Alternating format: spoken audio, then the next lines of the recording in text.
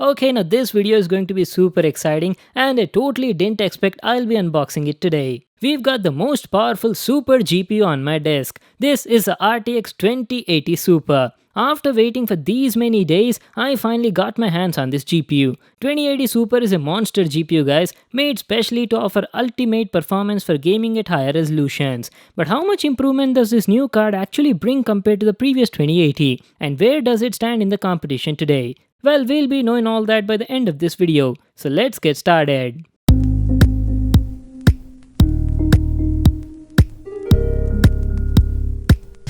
The new RTX 2080 Super comes in this sort of box packing. It's the Founders Edition model and the box packing looks pretty similar to the other RTX Founders Edition GPUs. We've got the Nvidia GeForce branding everywhere and says RTX 2080 Super on the box. There's nothing much written on it, so let's get started with the unboxing. Let me grab my knife and cut this seal on the box. Let's open the package and check out the GPU. And here it is, our new beast RTX 2080 Super. Oh my god, just look at this beauty. Damn, this thing looks gorgeous. Just look at that mirror finish at the center. Wow, it's got a beautiful design. It says RTX 2080 Super here and the overall design of the card looks pretty similar to the previous 2080. The only addition is that mirror-like finish at the center. We'll talk about the GPU in a moment. First, let me show you what else do we get in the box packing. You get a display port to DVI converter cable and some paperwork. Just make sure to read them. That's it, these were all the items we got in the package. Now let me finally show you the GPU. So this is how the RTX 2080 Super looks like. It's powered by Nvidia's Turing GPU architecture and offers real-time ray tracing in games. The build quality of the product is very good. We've got the RTX 2080 Super branding at the center and the body is entirely made of aluminum. On the front, the GPU has dual axial 13-blade fans to offer good performance by keeping the card cool. Going to the top, we've got the GeForce RTX logo that lights up in green color. And talking about the power connectors, the 2080 Super requires a 6-pin plus 8-pin power connectors, just like the 2070 Super. And yes, it supports NVLink as well. You can pair two of these NVLink SLI ready RTX GPUs to offer ultimate performance at maximum resolutions. And this is how the back of the GPU looks like. It's got the same design just like the other RTX models. Now let me show you all the connectivity ports. You've got 3 display ports on it, 2 at the top and 1 over here. A HDMI port and also offers a USB Type-C port. So those are all the connectivity ports. Well, that's it guys, that was a complete look at the new RTX 2080 Super. Now before we check out the gameplay benchmarks, let me quickly tell you the specs of this product. The 2080 Super has 8GB of GDDR6 memory with a 256-bit interface width. It's got 3072 CUDA cores, 48 ray tracing cores, has a base clock frequency of 1650 MHz and a boost clock frequency of 1815 MHz. So those are all of its specs. Now let's jump into gaming. We'll be playing a variety of AAA title games at 1080p resolution and see how far this GPU can push the frame rates. Hey, wait a second, I didn't mention the test bench setup I'll be using, right? The CPU I'm using for this video is Ryzen 7 2700X, the motherboard is Gigabyte's Aorus X470 Gaming 7 Wi-Fi coupled with 16GB of Corsair Vengeance Pro RGB RAM. Okay, what I'll be doing now is I'll be testing a variety of games with both DXR on and DXR off. It's an RTX GPU, right? So it does support ray tracing. First we'll play all the games with DXR off and then we'll play with DXR on.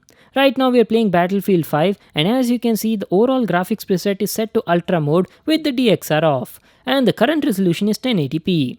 Let's see how this beast handles the game. And by the way guys, you can monitor the GPU stats and performance at the top left corner. Just check out the gameplay.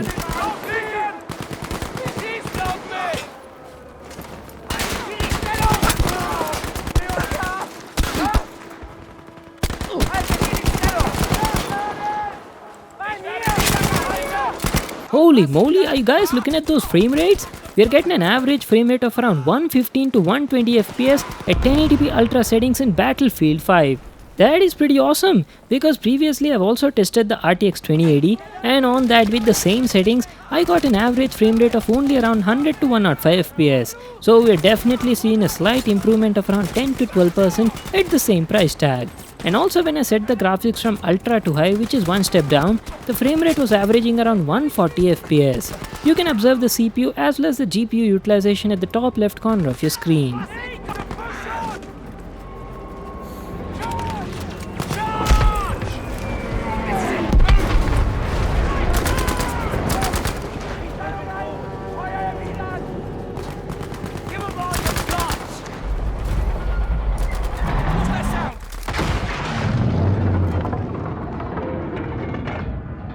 So that was the gameplay with DXR off. Now it's time to turn on ray tracing and see how the 2080 Super handles it. As you can see, DXR is enabled, all the graphic settings are still at ultra and the ray tracing quality is set to high. Let's check out the gameplay.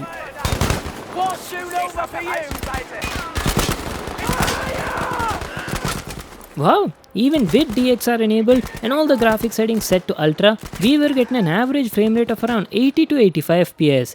But when DXR was enabled, I could see some slight stutters here and there at intense graphic scenes. It was happening rarely, but yes, that was noticeable. But I have to say the graphics look amazing with DXR enabled. We're able to play AAA title games in 1080p resolution at super smooth frame rates. This GPU is actually made for high resolution gaming like 1440p and 4K, so 1080p is like nothing for this GPU. I'll definitely show you a 4K gameplay demo as well in this video.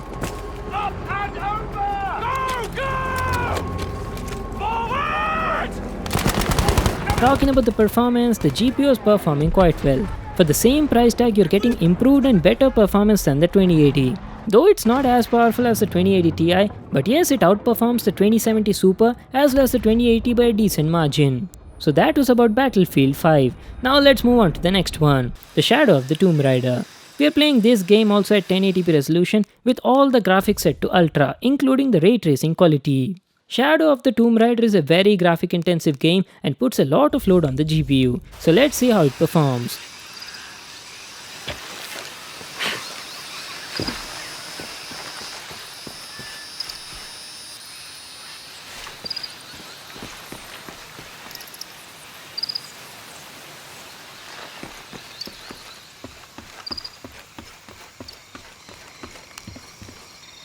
Okay, on an average we were getting around 60 to 65 FPS at max graphic settings, including DXR enabled.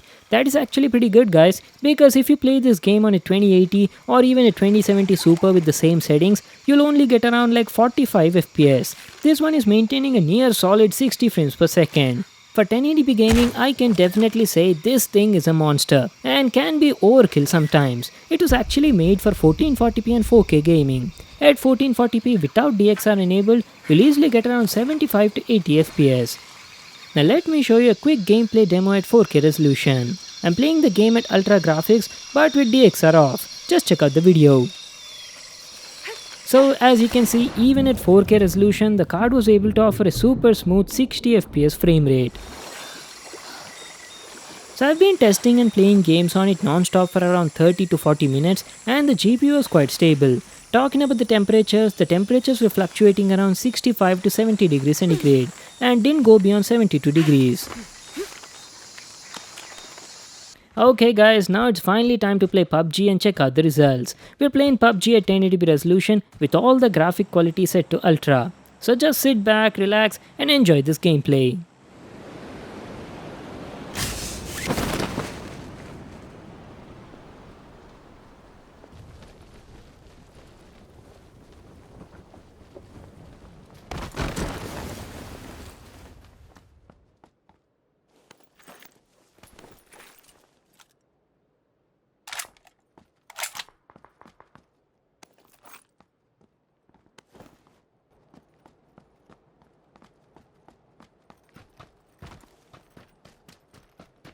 Holy moly, on an average we were getting an average frame rate of around 150 frames per second at 1080p ultra settings. You will love playing PUBG on the 2080 Super. It was offering great performance and there's a decent improvement coming from the 2080. Talking about the fan noise, the GPU comes with dual axial 13 blade fans and we're doing a good job in keeping the temperatures down. And even during heavy loads, I didn't have any problems with the fan noise. It was not that audible. On the overall, I was very satisfied with 2080 Super's performance. It's excellent for 1440p gaming and is also great for gaming at 4K. So the question is, for whom exactly is this card made for? If you're a person coming from the GTX series GPU and looking to upgrade to play games at 1440p or 4K, this is a great card at a decent price. But if you're an existing RTX owner like me and you have an RTX 2070 or a 2080, this is not that of a huge upgrade for you. I would recommend you to wait for something else or save some money and get the 2080 Ti. The RTX 2080 Super costs around 61,400 rupees in India and the company is also providing you 2 free games with every purchase.